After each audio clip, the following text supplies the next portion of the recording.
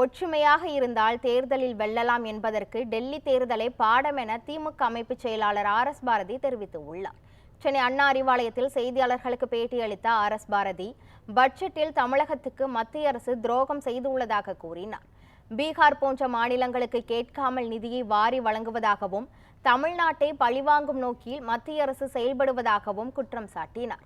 மத்திய அரசு செய்யும் துரோகத்தால் தமிழ்நாட்டு மக்கள் கோபத்தில் உள்ளதாகவும், இந்தியர்களுக்கு அமெரிக்கா கைவிலங்கு போட்டதை பிரதமர் மோடி கண்டிக்கவில்லை என்றும் RS பாரதி கூறினார்.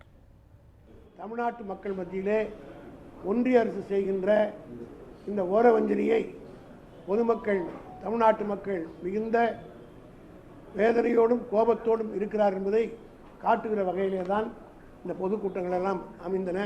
அமெரிக்காவிலே இந்தியர்களுக்கு ஏற்பட்ட அவமானத்தை கூட கண்டிப்பதற்கு மோடிக்கு மனமில்லை என்பதை மிக ஆபாசத்தோடு சுட்டிக்காட்டியிருக்கின்றார்.